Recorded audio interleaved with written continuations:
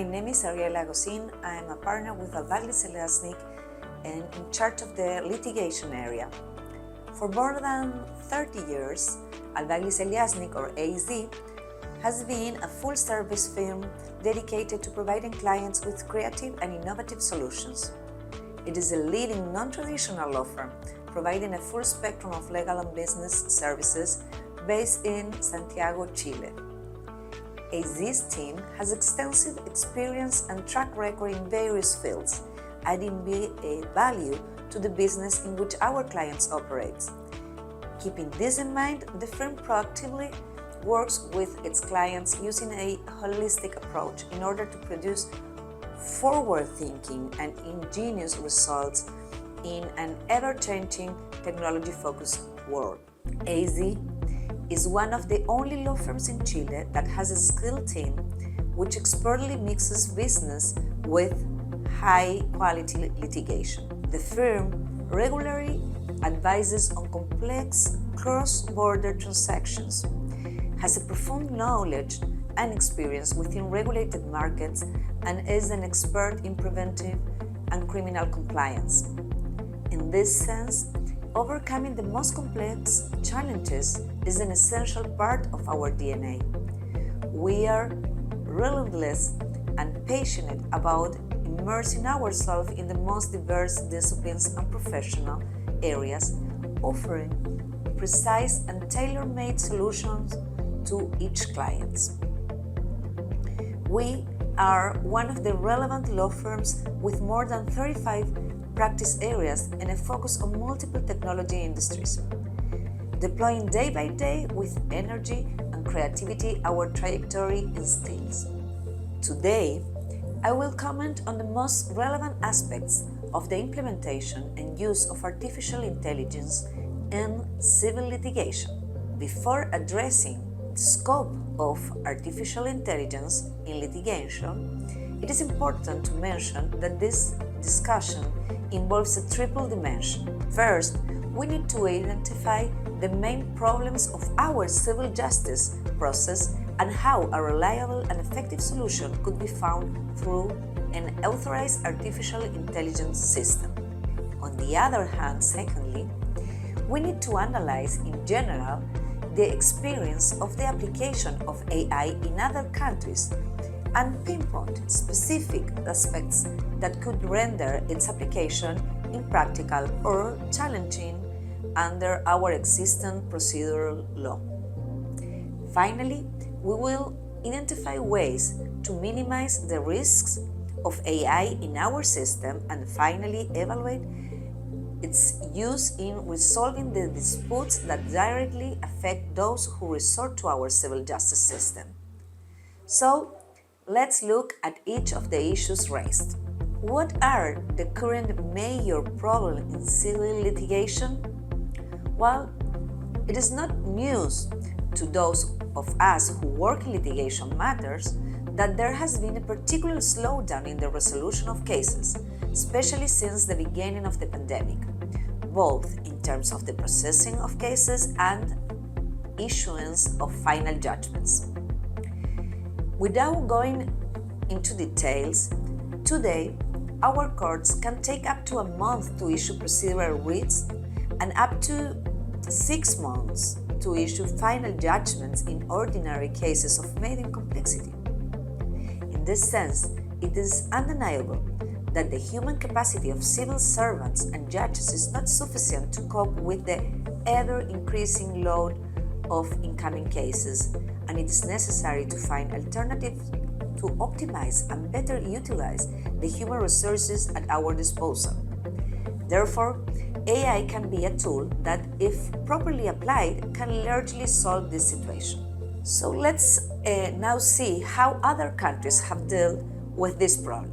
The parallel and comparative experience, at least in this stage of AI development, has proven somewhat positive, shedding light on the good results that AI can provide when applied to certain procedures that are indeed uncomplicated enough to undergo these experimental automation processes. Let's look at the Canadian experience. Since 2012, they have implemented a system for the resolution of small civil claims through the Modria platform. This is an AI software originally developed for the eBay and PayPal platforms to resolve user claims without the need for legal counsel, reaching up to 60 million claims per year. The implementation of Modria achieved such success that in the province of British Columbia, a fruitful experimental process was conducted, entrusting this platform with resolving small claims, for example, claims of small amounts, reduced complexity. Compared to our legal system, this would be like real estate co-ownership dispute, small claims, and enforcement cases. Moreover, due to the excellent results obtained, its application has been extended to legal disputes arising from traffic accidents, as well as to claims not exceeding 5,000 Canadian dollars, and even to certain leasing disputes. Conversely, we observe the experience in Yolo County, California, United States, where an ODR system has been established that automates pre-trial negotiations procedures. Here, plaintiffs and defendants, aided by this AI platform, can start the negotiation process with the option to request the involvement of a judicial officer, who will intervene at this stage only if summoned by the parties. In this system, a unique method of AI as a dispute resolution mechanism is seen, as it does not focus on a system of weighing evidence and issuing judgments. Instead, it focuses on a negotiation process designated to avoid court proceedings. Finally, let's look at China's experience. Since 2017, smart courts have been implemented in various cities. In them, the main contribution of AI is to help process documents, identify legal issues, and even suggest opinion and judgments. While AI role in China is still limited, in some cases it is providing non-human judges, allowing citizens to submit their cases and resolve them digitally without having to appear in court. Likewise, one of the cases where the positive impact of AI has been most noticeable is in Beijing, where the duration of the cases has been drastically reduced. This noticeable increase in the procedural efficiency is mainly explained by the filing and exchange of documents through the online system, which includes the payment of court fees, minor litigation, and disputes that are discussed, deliberated, and settled online in online platforms before trial. In conclusion, we can see how comparative experience teaches us that the implementation of AI in civil proceedings can undoubtedly enhance the administration's effectiveness and efficiency for those who require it. Now that we have a clearer picture of the international scenario, we need to ask ourselves where we can begin to implement AI as an effective method of dispute resolution. While drawing on comparative experience is essential for avoiding errors, it is crucial to apply this analysis to our own civil procedural context to tailor it in a manner that enables effective contribution. So, in which areas can we safely outsource case processing to an automated platform? According to the official data of statistical platform of the judicial system here in Chile, almost 70% of the civil cases filed are enforcement cases, most of them related to the collection of promissory notes, mainly initiated by banks. Therefore, it seems that the implementation of an automated processing of enforcement cases could be one of the areas where human resources could be freed up in order to allocate other claims that require a greater degree of reflection and study time. In this sense, considering our circumstances, it is reasonable to initiate a trial period for AI in handling straightforward enforcement cases, or those where, for example, no formal defenses are filed. If successful, this would allow for the effective allocation of human resources to the other 30% of cases that make up our civil justice system. This would obviously contribute to the proper administration of justice and expeditious case processing. Moreover, should this process prove successful, then there is no obstacle to extending it to regular trials concerning smaller sums, once a progressively sophisticated model has been developed. Now is the time to evaluate the use of AI as a collaborative tool for processing and managing litigation. While AI's capabilities may evolve into a crucial tool for aiding courts in dispute resolution, it is vital to consider its role from the perspective of litigants, where its use is already widespread. It is important to note that there are many law firms and lawyers today who use platforms such as case tracking, for example, to keep track of their cases. These systems logs every movement, date, and even notifies us of inactivity states in certain situations to monitor the cases. It has had such a significant impact that several law firms have decided to reduce the number of paralegals because they trust this platform, which is already a game changer in terms of how we begin to automate such essential issues as reviewing our court processes. Secondly, the employment of platforms of AI like ChatGPT for drafting various types of contracts, reads, or other things, and even some more intricate commercial contracts or cases is also very used already.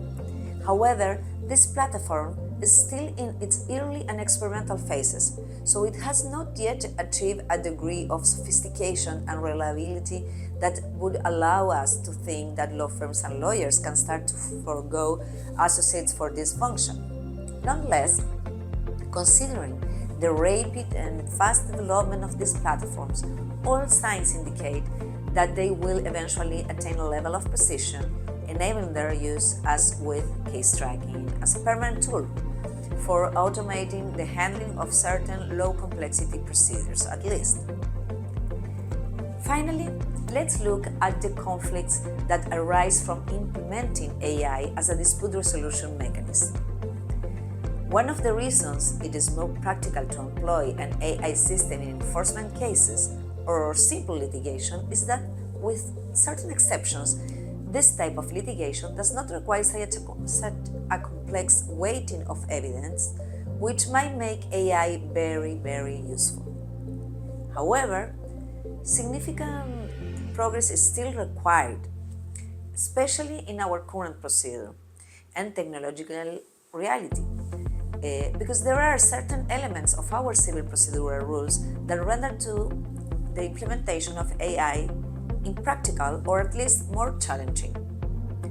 It is broadly acknowledged that the ordinary procedure o procedimiento ordinario o delato conocimiento involves a variety of evidence that requires thorough analysis to reach an appropriate conclusion.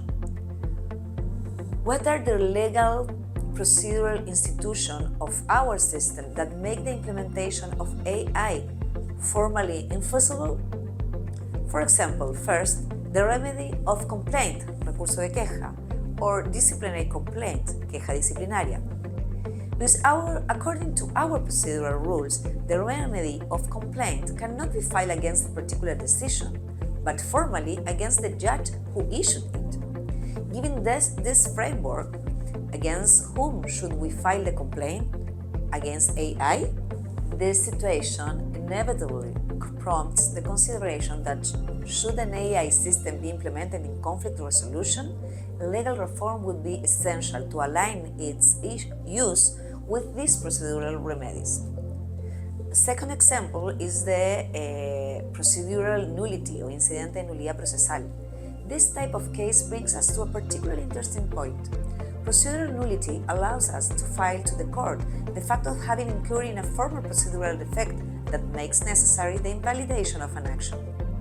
However, the act of filing such a remedy before an automated procedure would entail acknowledging the flaws of a system that is presumed to be intelligent enough not to fall into these types of formal procedural defects.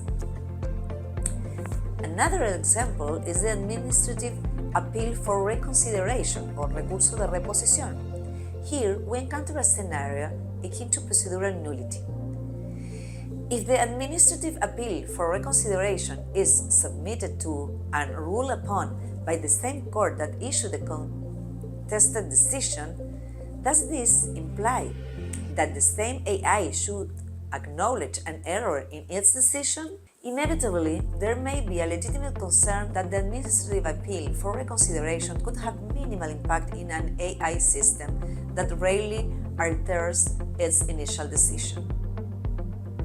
On the other hand, in complex cases, healthy criticism is recognized as what guides us toward the discovery of truth through means endorsed by reason and rational criteria, subject to scrutiny. In this regard, the inherent complexity of this type of evidence, coupled with the necessity of interpreting it alongside the rest of the evidence presented at trial, raises legitimate concerns about whether AI could offer the certainty and the security required in a highly complex trial. Thus, while AI might be an essential component in effectively resolving certain conflicts, it appears that, at least on its own, it may be impractical in some situations where the intervention of a court officer will always be necessary. Through this approach, balance can ultimately be achieved, leading to a sophisticated and efficient system. Consequently, in 2024, 3 bills have been presented to Congress aimed at regulating the use of artificial intelligence in Chile. The most recent bill of this, submitted by the executive branch, employs a strategy that mirrors the European approach, establishing risk categories for various AI systems. The text sets forth a classification of tools based on their level of risk, outlining categories such as unacceptable risk, prohibited, high risk, limited risk, and minimal or non-apparent risk. Ultimately, it is essential to progress with the changes in our civil procedure to incorporate the latest technologies within the confines of legality. This is a first and important step to start applying the use of artificial intelligence in our justice system. Only in this way we will be able to realize the full value it brings to the administration of justice in our country.